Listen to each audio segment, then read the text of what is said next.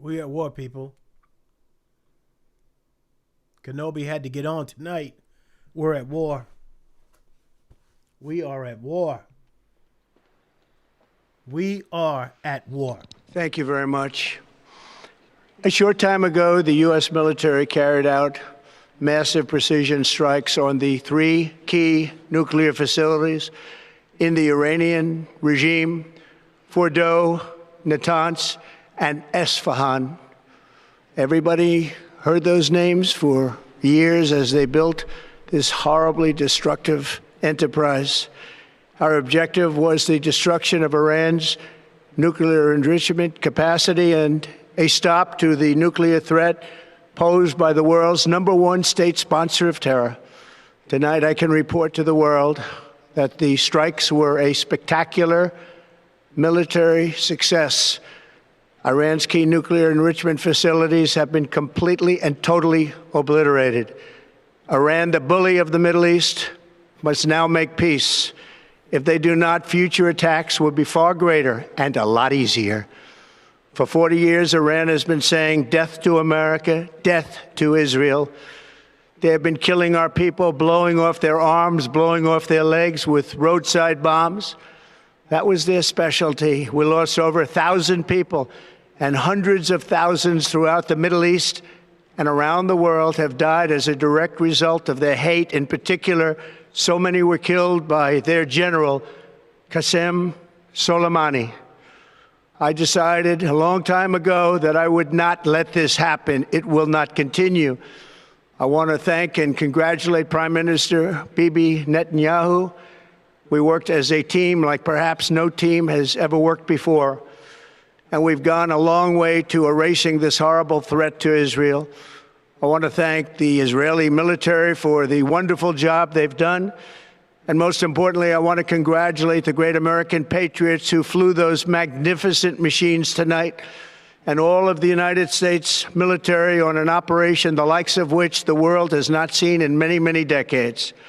Hopefully, we will no longer need their services in this capacity. I hope that's so. I also want to congratulate the chairman of the Joint Chiefs of Staff, General Dan Raisin-Kane, spectacular general, and all of the brilliant military minds involved in this attack. With all of that being said, this cannot continue. There will be either peace or there will be tragedy for Iran far greater than we have witnessed over the last 8 days. Remember, there are many targets left. Tonight's was the most difficult of them all, by far, and perhaps the most lethal. But if peace does not come quickly, we will go after those other targets with precision, speed, and skill. Most of them can be taken out in a matter of minutes. There's no military in the world that could have done what we did tonight, not even close. There has never been a military that could do what took place just a little while ago. Tomorrow, General Kane, Secretary of Defense, Pete Hegseth will have a press conference at 8 a.m. at the Pentagon. And I want to just thank everybody, and in particular, God. I want to just say we love you, God, and we love our great military. Protect them. God bless the Middle East. God bless Israel. And God bless America. Thank you very much. Thank you. Well, you heard it from the man himself. We are at war. And I have to be honest with you here, people. I don't know what to say. I don't know what to tell you. I don't know what to make of this. What I can tell you right now is that this is very serious. What I can say to you right now is that this is not something that we should really think lightly on, because it's very, very serious. Not now, Kenobi. Sorry, not now. We are at war, people. United States of America is at war with Iran. I told you guys last week this was going to happen. And even though he said that he would give it 2 weeks, I knew that was a ruse. He's been working this whole thing with Bibi Netanyahu. Netanyahu came into this. He came into this by himself, but when it was starting to go so well for Israel, our president, being the narcissist that he is, couldn't help himself. He couldn't help himself. He had to get involved because it was looking like Bibi Netanyahu and the Israel IDF was doing such an outstanding job as purported by conservative newscasters. So he jumped into this. Okay? That's as plain as simple as that. Okay? That's why he got us involved in this. He said 2 weeks. He wasn't going to give them the 2 weeks. And on top of that, earlier today, the Iranians were in mass protesting against Israel and the United States. And they were saying his exact words, death to the United States, and they were burning flags. To me, once he saw that, he was done. And that's what happened. So we've taken out Iran's nuclear capability. We've taken out their nuclear capability. But let me ask you a question. What does that really mean right now for all of us? And I want us to be real about this. Don't be naive to really believe that this is going to be the end of it. First of all, this is reminiscent of Iraq. This is reminiscent of George Bush, W. Bush saying to the world that Iraq had weapons of mass destruction, that he wanted to go in and take those weapons out and get Hussein. What happened was we used the bunker busters, killed a guy, and found out that there was not one weapon of mass destruction. What happened there? Getting rid of one dictator didn't somehow bring peace to the Middle East. It destabilized the entire region. Iraq went into a civil war because you had a power vacuum, and America got dragged into a situation. And finally, after we helped liberate the Iraqis who were under Hussein's attack, they told us to get lost. They told us to get lost. Let me tell you something right now. It's going to be the same things. Those Iranians over there are not going to somehow thank America for liberating them if we get Khomeini. If we get Khomeini, all it's going to do is destabilize the region. You're going to have different pockets of power vacuums within Iran popping up to take over. And the Iranians who do want freedom, okay, will tell us again, death to Americans. And they will still burn our American flag because this is not just about a dictatorship and a desperate country. This is something bigger than that. Okay? And let's not think, and please, let's not be naive to believe that this was a closed door war. As if Iranians are going to say, okay, you've taken out our nuclear facilities, we'll just go and make peace now. The Iranians are a proud people. And the one thing that they have a lot of is fear and respect in the region. There is no way that they are going to let us get away with this. I predict they're going to hit our forces in Iraq, which is only 1,000 miles next door from Iran. They're gonna shut down, the sea so that the oil won't get through. They're gonna start attacking ships again, those Houthis, which what they did before. Okay, and this is going to happen. So this is not going to be a closed door. I don't want anybody to think that. We've just gotten ourselves into a serious, very serious situation. No doubt about it. And the thing about it is that we have to understand something. And I know that a lot of people, even those that voted for President Trump, did not want this to happen. News reports were coming up. Even his own movement within was being fractured by civil war because they did not want him to do this. So typically what they say with this guy is the last person in the room is the one he's going to listen to.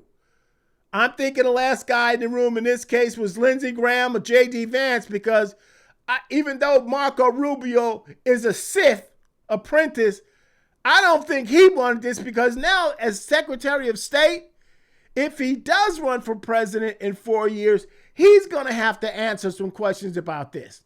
So I don't know. But I'll tell you this. Tulsi Gabbard, his intelligence director, said that Iran was not close to building a nuclear weapon. So why did we do this then? His own person that he handpicked said, and I quote, Iran's not close to doing a nuclear weapon. I don't know. We got involved in something big here, people, and you've got to understand that. You've got to understand the magnitude of what's happened. This is some serious, serious business. We are at war. There's no doubt about it. We are at war. There's no doubt about it. This is very serious. Now, how do we play this out? What's going to happen next? Forget about what's going to happen next. Why in the hell is this happening right now? I don't know if you've been watching this podcast. I don't know if you have been seeing all the different platforms.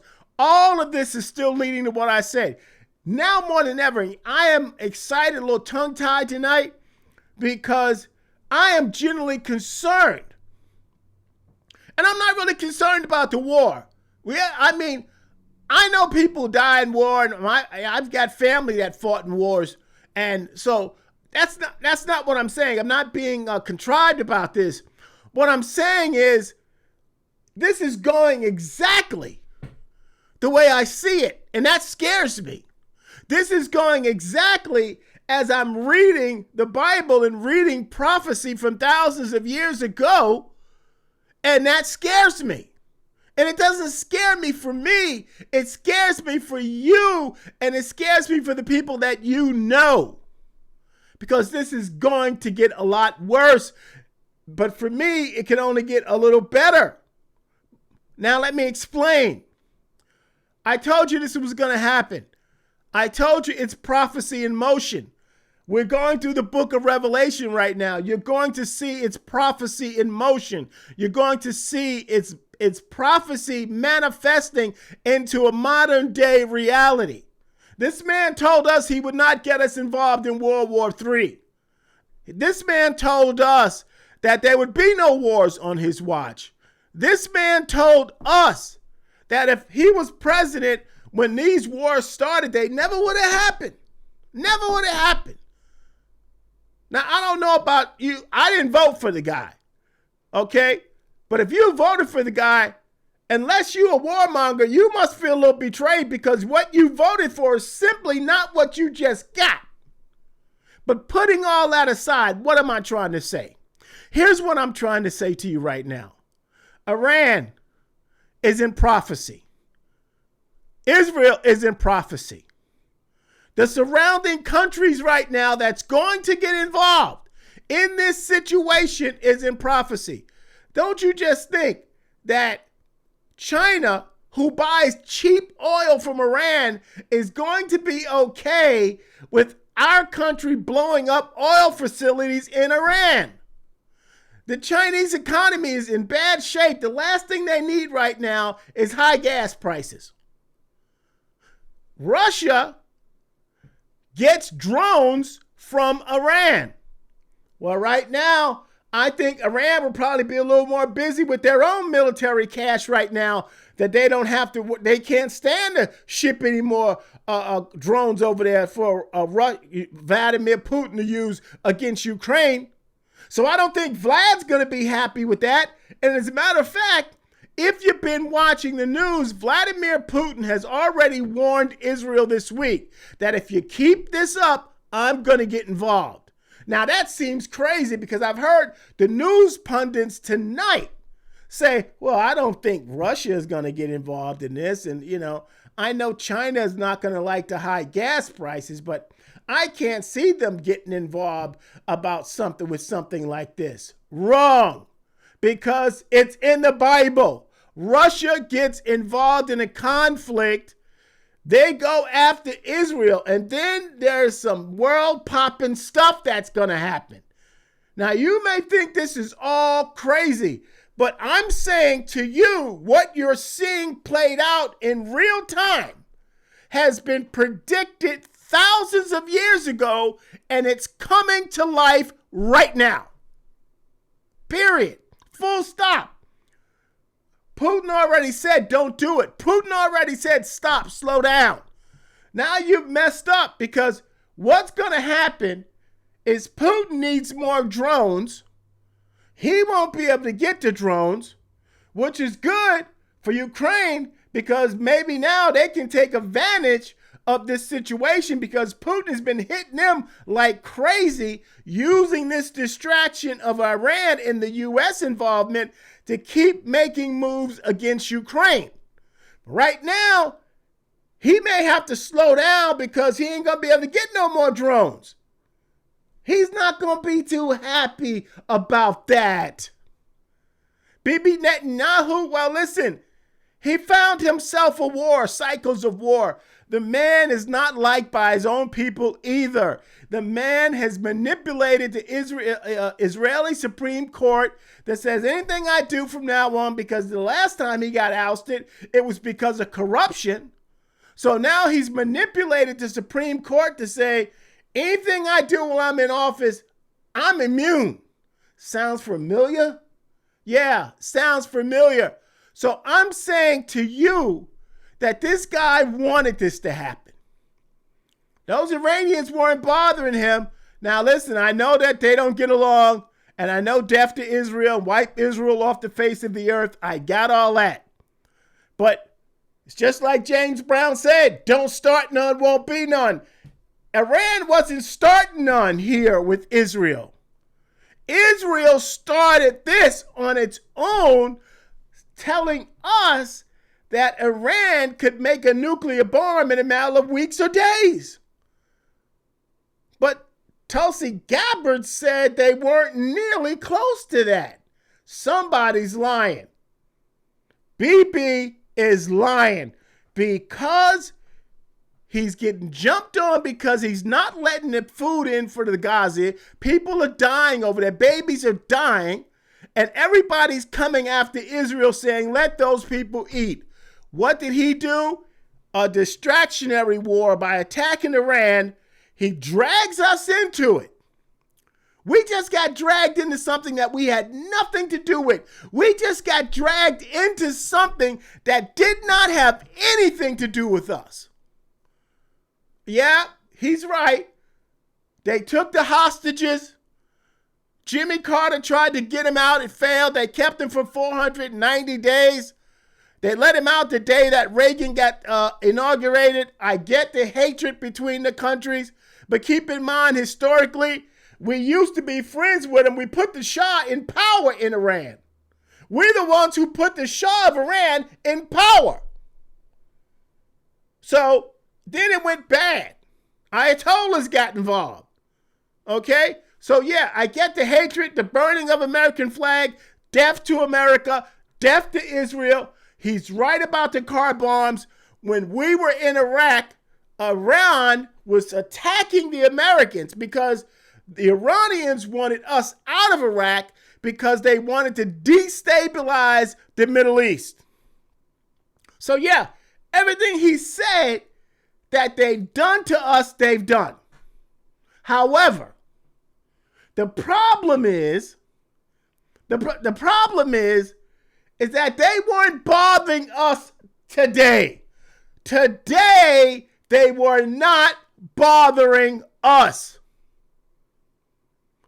Barack Obama had a deal in place with these guys that they would not be able to start a nuclear program. We, America, canceled that deal. So let's be clear. If we would have kept the deal that Barack Obama started, there would be no need to bomb those sites right now, because the inspectors would have been coming in. The inspectors would have been able to see what they were doing, and the inspectors would have verified that the Iranians were keeping the deal. Donald Trump cut the deal. The Iranians said, no deal. Yeah, I'm going to go to Fordo and I'm going to start building up some nuclear enrichment. I'm going to get me some stuff. I'm going to start building it up. I'm going to get uranium. I'm going to enrich uranium. But if it wasn't for him canceling the deal, we wouldn't be here. That's what people have. You guys got to get this. But bigger than that, whether he orchestrated it, whether he wanted it, whether he wanted the credit for the war that Bibi Netanyahu was getting, it doesn't matter, people. What really matters here is that God is in play. The chosen one is in play right now, and I am terrified. I'm terrified because this is going down. And for the first time in my life, I have grown up thinking about, oh, Jesus coming back. The rapture of the church can happen any moment, and then time goes by. And then, you feel like you got 10 years, 20 years, 30 years. And while you know in the back of your mind he's supposed to come back, you just go on with your life as if everything's okay. I'm telling you, for the first time in a long time, I've got butterflies and a sense of urgency and adrenaline because of what's going on right now. Not that I like it. Not that I like it, but because it is signaling something big to take place, and I'm worried about you. I'm worried about you. I'm not worried about me. I'm worried about you. If I'm correct, and thus far, and when you say we're going through the book of Revelation, I'm getting ready to hit you with chapters 4 and chapter 5. When we get through chapter 6, and then we double back to the 70th week of Daniel, you're going to see every single country that's involved in this conflict in this book. How could that be? How could thousands of years ago write about Iran and Iraq and China and Russia and North Korea? How could it be in here before these places were even established in the world that it would be written that it would happen? You've got to get real, people. You've got to understand what's happening here. And I'm sorry. I am generally very objective, and I've said this before. He's not a godly president. Now, I'm sorry. I don't know how to say this. I don't want to say I don't have nothing against him, because I do. But I'm not going to say he's not my president, because he is. And I'm not going to say that God didn't establish him, because God did. But I am going to say it's not because of the reasons most of you people, that Christians that voted for him, thought so. You Christians that voted for this guy have been duped. You've been blinded. You have been blinded. You have been bamboozled.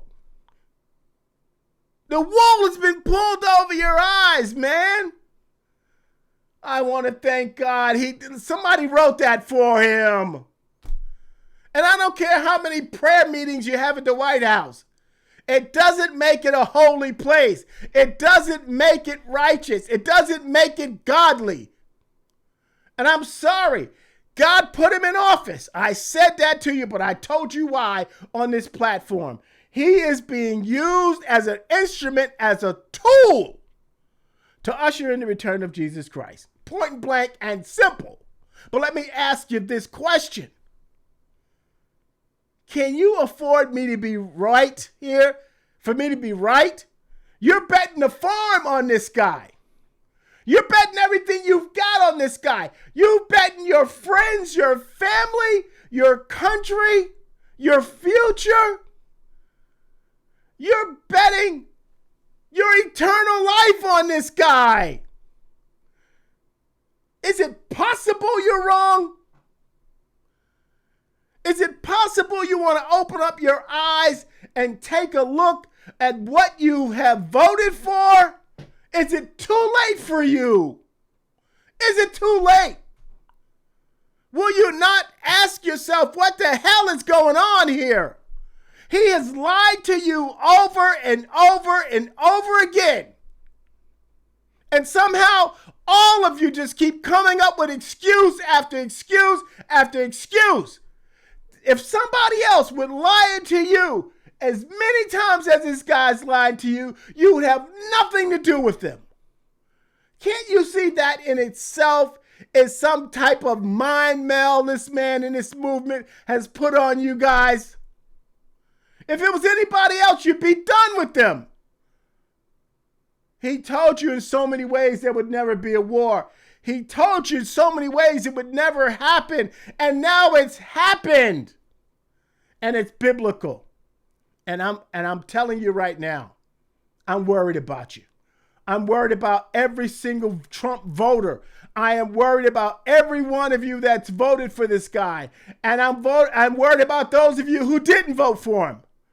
Because it doesn't matter if you're Republican or a Democrat. If you are not on board with the chosen one, you are in bad shape right now. And that's the truth. Donald Trump, Kamala Harris doesn't have a heaven or a hell to put you in. But I know somebody that does, and I am seriously concerned about you people, and I'm seriously concerned about what are you going to do about this. You need to keep watching the podcast. The book of Revelation is in play. The revelation of the chosen one is in play. We are at war. It's not going to be a walk in the park. It's not going to be one and done. This is not over. It is far from being over.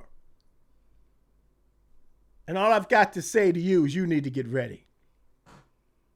You need to get ready. You need to be prepared. You need to be prepared now to ask yourselves some serious questions. Where am I with God? Where are you with God? That's the first question you need to ask yourself. Are you secure in your relationship with God? Are you secure? I'm not asking you about anything else. I'm not asking you about politics. I'm not asking you about how much the price of gas is per gallon. I'm not asking you the price of eggs. I'm not asking you about Ukraine or what you believe in or what you don't believe in. I'm asking you, are you secure in your relationship with God? Do you know where you're going if you died today? Do you know? And don't say to me, I'm just going to sleep, because I think that you know that you're more complex as a human being with all the atoms and the chemistry and the way you were compounded and the way the world works, that you're more important than a piece of protoplasm that just seems to melt away after it's all over. You're more valuable than that. And even you know you're more valuable than that. And even you need to be asking yourself some questions. If you really believe that, there's something in the back of your mind saying, but that can't be it. That can't be all this is it? I just go to sleep? I just melt away into the cosmic ooze of things? No. No, do you know where you're going? Do you know that there is a heaven and a hell? Do you know what that's like? It's nothing like what you think. And there's so many people out there that say things like, oh, I'm living in hell. No, you're not living in hell. You may be going to a version of it on earth, but let me tell you, the hell that I read about is nothing like this. Do you know where you're going? That's a question you need to ask yourself. These are some serious questions. Do you have a relationship? Now I'm talking to you Christians out there. Where is your relationship with Jesus Christ?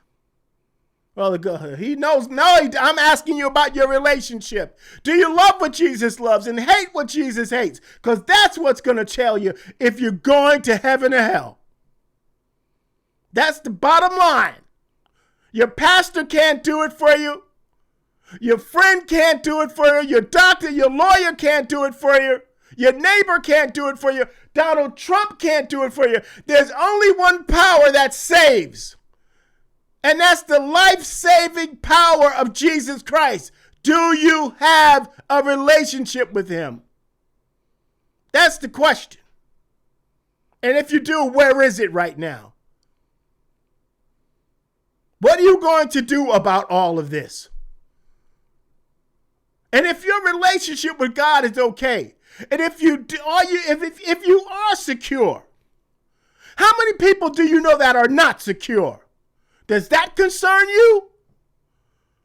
Does that concern you that Uncle Mary and Uncle Bob and Joseph and Steve don't know where they're going? Are not secure? Does that concern you? Do you really want to just leave them here? Now it's not the time to just sit around and do nothing. Now it's not the time to just worry about yourself and your own salvation. Now is the time to worry about someone else, your daughter, your son, your son-in-law, your daughter-in-law, your niece, your nephew, your mother, your father. Who do you know that's not secure? You need to be talking to them if you're okay. You can't be quiet anymore. We don't know how many days we have. We don't know if this is the last hour. We don't know if this is the last second. We don't know if this is the last minute. But when it's over, it's over. There's no do-overs. There's no I changed my mind. There's no let me pick again. The Bible tells a story about a rich man and a poor man. And the rich man had everything he wanted in life, everything he wanted. And the very scraps of his filet mignon and his escargot he would throw out outside of his gate. And a poor man would just eat the scraps. And the man was so messed up and diseased that the dog would lick his sores. The Bible declares that man and the rich man and the poor man died. The rich man went to hell. And the poor man went to paradise. And between the two of them, there was a chasm. And the rich man, in his piety, still in his pride, he didn't learn anything. He was a prideful man in life, and he was a prideful man in eternity and in death. He demanded that Father Abraham make the poor man dip his finger in the cool water of paradise and somehow get it over to him. He didn't ask. He told him, send him over here. I'm rich. Your money doesn't do you any good in hell. Your status didn't do him any good in hell. His name recognition doesn't do you any good in hell. Father Abraham told him, listen, you've had all the good things in life. You had your yachts. You had your music. You had your sports figures. You had all of that. You had your $100 million contracts. You had your television shows, your reality TV shows. You had everything you wanted to have. Well, this poor man was outside eating the scraps of your table. It's time now for him to be blessed. I'm sorry, I can't do nothing for you. You're hot over there and you're burning over there and you're not going to get any relief for where you are. There's no relief in hell. There's no do-over. There's no I changed my mind. There's no anything. And then he said this. For the first time probably in that man's life, only because of the excruciating pain he must have been in. He says, okay, fine. Send someone back to tell my family what happened to me so they won't come to this place. For the first time in his life, he probably thought about somebody else only because of the pain he was in, the turmoil, the weeping, the gnashing of teeth, the anguish of it all 24/7. finally he thought about somebody else, and Abraham said no. They had Moses. They had the prophets. They won't listen to anyone else. But now they'll say no to the rich man. They had you. They had me. But how can they listen, like the Apostle Paul said, if nobody won't tell them, if nobody won't say anything? How can you let your family members hang up on the phone or finish a text message and not say anything to them about what can happen to them next, that they could be right next to that rich man? I've got to call you out on that. I've got to call you out on that. You phony, fake Christians are doing nothing for the kingdom of God but taking people's money and spending it on yourself. And you're not showing any care and compassion for those that you know that don't know. And the hour is late. It's dark. Morning soon to come. You've got to change the way you're behaving. You've got to snap out of this. You've got to snap out of this. I'm telling you, I'm concerned. I am concerned about you. And I'm concerned about people that I know. People that I don't even talk to. People that I don't even get along with. But I'll tell you, I cannot get along with somebody and I could call them the worst person in the world. But I don't want them to be in hell. Nobody deserves to go to hell. We can stop it. We need to move fast because I'm telling you right now, people, we're at war. We are at war. And the chosen one is watching it. The chosen one is preparing to get the word from his father to jump on that white horse and to come back and to open that window up in heaven and yell with the sound of a trumpet, "Come up hither." Yeah, you think it's a joke? Yeah, Christians, you probably have forgotten like me and forgotten that that's what we live for every day. Maybe you've forgotten like me and say, you know what, not in my lifetime. But maybe it is in your lifetime. All hell is breaking loose now. We're in a war. From a man that said he never put us there. You've got to understand something about this man. I'm sorry. He is our president and God established him. God established him no different than he established Nebuchadnezzar in Babylon. But once Babylon achieved God's purpose, it was all downhill for Babylon from there. America is nowhere to be found in this book. Don't you find that strange that we can find China and Russia, Iran and Iraq, North Korea? We can find all these countries in this book, but thousands of years ago, there's no mention of America? That's some serious business. That should make you think right there. That should start to ask you something right there. And I'm sorry from these local YouTube podcasters that sit here and keep propping up this man and telling us we have a godly White House and a godly president. Shut the hell up. Stop lying to your listeners. Stop lying to your listeners. Stop lying to your listeners. You're a liar and you're lying to your listeners. Stop it. I'm sorry. I've got to call you all out on that. Stop lying to your listeners.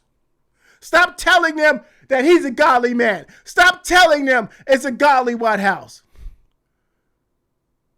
The director of communications, Carol Levette, I think her name is, lies just as much as he does. And she got the nerve to be on TBN talking about God. Stop lying to your listeners. Stop lying to your listeners. You're going to be held accountable for that. Talk about something else. But don't be talking about and leading people to hell, telling them to follow that man. Yes, he's our president. But the Bible says, follow me as I follow Christ. That man is no more following Christ than he is following Donald Duck. Come on, people. We got to get real. We got to get right. We got to get real and we got to get right. We got to get real and we got to get right. We're at war. Oh, Obi, I'm sorry I cut you off.